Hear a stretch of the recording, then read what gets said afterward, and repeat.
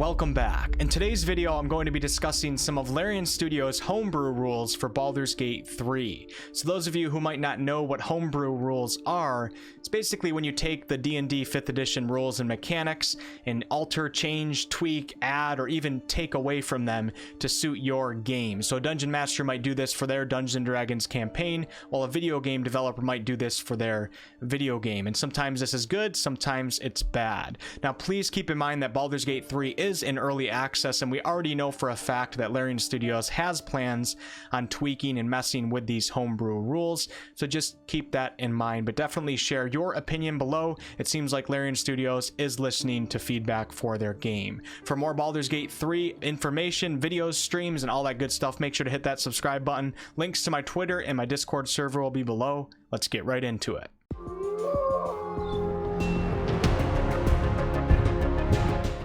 The first homebrew rule that I want to talk about is gaining advantage. So advantage, for those of you who don't know, if you have it, you're more likely to succeed on your attack roll. And your attack roll in D&D and Baldur's Gate 3 determines whether you hit or miss your target. And if you actually succeed on your attack roll, you of course then get to do a damage roll. So when you have advantage, you get 2 attack rolls. And in Baldur's Gate 3, this is a behind the scenes calculation that's calculated instantly. And this is represented by an increase in your percentage chance of hitting your target. So if we take a look at a Starion right here and take a ranged attack at one of these goblins, you can see in the bottom left of the screen that it says we have a 91% chance, and that means we have a 91% chance of actually hitting our target. And you'll also notice that there's a green arrow that says high ground. So whenever you see a green arrow, it means that you have advantage. Now in Dungeons & Dragons, you don't gain advantage by getting the high ground, but in Baldur's Gate 3 you do, so this is a homebrew rule. And I have to say that I actually like this homebrew rule. I think it fits the game really well. So not only from a tactical standpoint, it makes sense IRL. When you have the high ground on one of your opponents, if you're conducting a ranged attack, I hope you guys aren't actually doing this, and if you guys are, please be safe. If you have the high ground, you're more likely than not to be in an advantageous position, especially if you're on a cliff and the enemy is below you.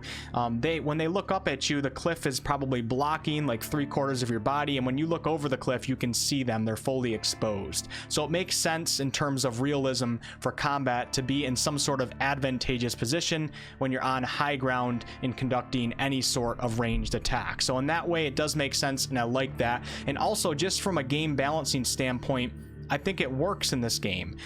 Before, when early access first came out, it was too easy to gain the high ground, therefore you could gain advantage far too easily. For example, when early access first came out, and actually for a little while, oh, what happened? I'm not sure why she just took damage, but you could simply climb on a box and then aim at a target and you would get advantage. And now you'll notice in the bottom left of the screen that there's no green arrow. So they did alter this and make it harder to actually get high ground. But I do like this rule a lot. It actually really pushes players to find the right positioning. It encourages tactical positioning. So high ground giving advantage to players has got my thumbs up so far in early access. Ever since Larian Studios tweaked it and made it harder to actually get that high ground, you legit have to be on actual high ground. You can't even just be a couple steps up a staircase. You got to be more towards the top, if not on the top. I like how this works so far. Now another way you can gain advantage in Baldur's Gate 3, which is not given to you in Dungeons & Dragons, is simply just by being behind your enemy.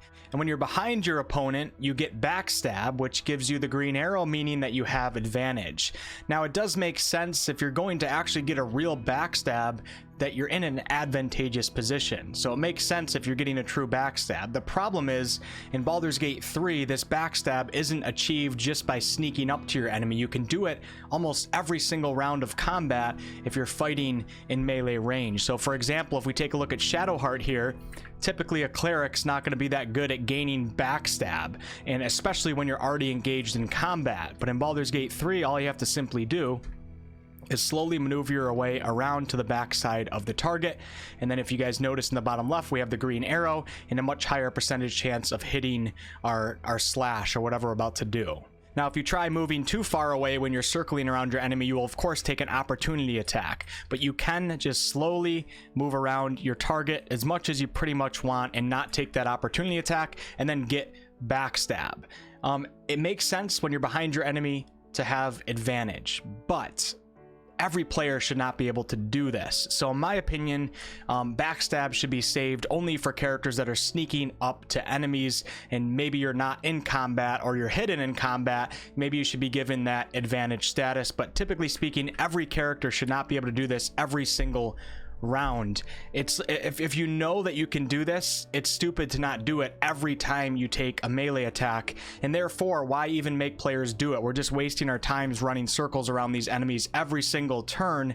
You might as well just give advantage for players attacking from the front, because everybody's going to go to the back regardless. So I think advantage should be saved for when you're sneaking up to enemies. As long as you're successfully hidden, then you can give advantage, and then classes like the rogue and stuff will have even more importance. So backstab being given to all players that are behind enemies in the middle of combat, first of all, just doesn't make sense. Big tanky warriors not always going to be able to get around their enemy, and just giving out backstabs like this just too much, ruins kind of the point of gaining advantage. It's supposed to be a good thing to have advantage, and supposed to be something that you want to work to try to get, not given to you every single damn turn. Also, when you give out advantage too much, it takes away from abilities and spells that are made to give advantage. So thumbs down for the backstab being given out this easily in the game. Thumbs up for high ground with the way that it is right now.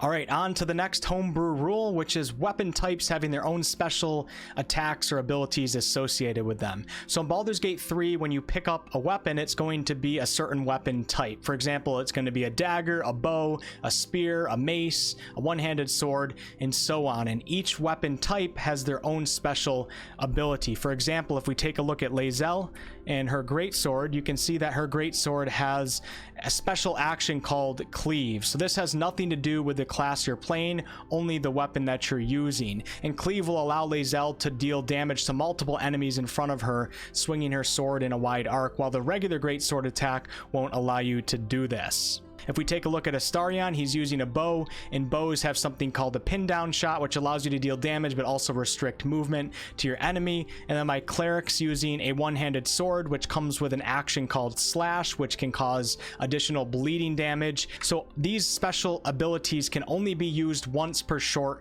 rest, which is why I think that many Dungeons and Dragons players are also okay with this homebrew rule. If you could use it every single turn, I think a lot of players would be angry at this, but since it's limited and only for certain situations, I think the majority of players are going to like this. Definitely let me know below in the comments.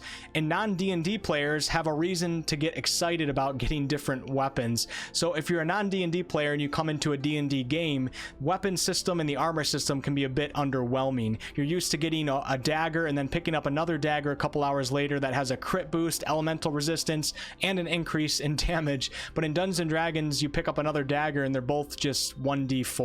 Now, of course, I know you can get enchantments and get a +1, and then there's magical weapons, but generally speaking, weapons and armor can be a bit underwhelming for a non-D&D player coming into a D&D style game. So I think these weapon abilities suit Dungeons and Dragons players as well as non-D&D players. They're just a lot of fun to use. They're limited. You have to use them strategically. I like it. And the third homebrew rule, and perhaps the most controversial, is push being a bonus action. So in Dungeons and Dragons, if you want to shove an enemy, you can do it at the cost of your action. In Baldur's Gate 3, it simply costs a bonus action. And the reason why this is a problem is because in a game with so much verticality like Baldur's Gate 3, where in 75% of the fights there's a cliff or something that you can shove enemies off and potentially one-shot them, you shouldn't be able to be this powerful with a bonus action. It should cost an action. So right now I could shove Bernard off this ledge with Astarion and then also shoot an enemy with my bow as Astarion all in the same turn. This is too much power for one character with a bonus action and an action. So I'm not saying get rid of push. I know a lot of people enjoy it. I've had a lot of fun with push, but it needs to cost an action, not a bonus action. Now I will say if they end up leaving it as a bonus action, at the very least they should reduce the distance that you can push enemies or make it less likely that you'll actually pull off the push itself. This is of course reliant on your character's strength right now, and the type of enemy that you're trying to push matters as well. Like pushing the Minotaurs is actually a lot harder than pushing Bernard, but generally speaking you can push pretty far in this game. If I was playing Lae'zel and she was boosted up with strength, she could probably push Bernard from back here in the middle of this circle all the way off this cliff, and just like that the boss for this fight is dead with a simple bonus action. Now please keep in mind that I'm not saying this to try to make the game harder for people, not at all. I want want them to balance the game around whatever system or whatever they go with. So if they make push an action, I want the game to be balanced around that. I don't want it to become more difficult for people that are having a hard time. And if they leave push as a bonus action, I think that they should balance the game around that as well. And right now it's just too powerful. Definitely let me know what you guys think below. And the fourth homebrew rule is jump/disengage, and obviously you guys know that I'm going to talk about disengage costing a bonus action rather than an action, just like push costing a bonus action. But the first thing I want to talk about is jump and disengage being the same thing. So whenever you want to disengage from an enemy, you have to jump away. You can't just simply disengage. And the reason why I don't like this is because it's kind of silly. It's kind of silly to always be jumping around with all of your characters when disengage isn't necessarily a jump. If you're trying to disengage from an opponent in combat, I doubt that you guys would all turn around and do this little leapfrog thing. So that's the first thing that I want changed. I have a feeling that this just might be unfinished, and Larian ran out of room for a jump icon, so they just put it with disengage. So maybe they already are going to fix this, but it just seems kind of silly right now. All right, the next thing is disengage actually costing a bonus action instead of an action. So in Dungeons and Dragons, disengaging from an opponent costs an action. It's supposed to be like a get out of jail thing and save your ass type of thing, and it shouldn't be as easy as just using a bonus action. So disengaging in Baldur's Gate 3 and Dungeons and Dragons allows you to move away from an opponent that you're in melee range of, so you can get a better positioning. So this is really important when you're playing like a ranged character or a wizard or something. If you need to get away, you have to disengage, otherwise the enemy is going to get an opportunity attack. Allowing you to disengage at just the cost of a bonus action makes it so that it's not really important anymore, because you can do it almost on every single turn. So you're not really worried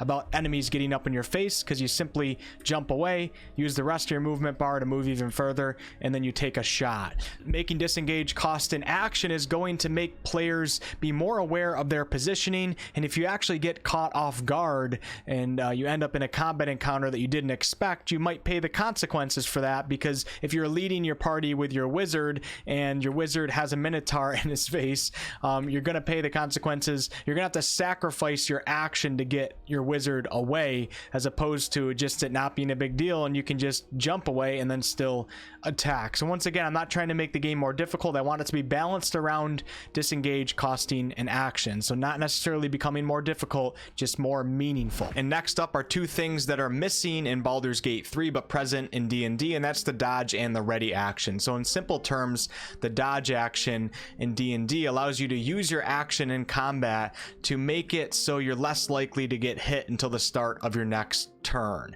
It's making you more likely to dodge things. It gives enemies disadvantage on their attacks on you until the start of your next turn, and this can be used strategically. Maybe you have a character on the front line that's holding a really powerful enemy, holding aggro on that opponent, but you don't want them to get hit, so use the dodge action instead and pelt the enemy from afar with your ranged characters. Or maybe you have a character that's really low on health, but you know you can't get off a heal anytime soon, so use the dodge action with them, and they're less likely to actually take damage and they might survive. Now the ready action, if you want to use it, you'll sacrifice your action once again to ready up a melee or ranged attack, and this is commonly used when you can't actually get off an attack that you want to because the enemies aren't in the position that allows you to do that. So for example, if you're playing a ranged character, if you're playing a ranged character and the enemies are around a corner and you can't see them, but you know that later on in this round they're probably going to move around the corner and be in your sight, you might ready up a ranged attack,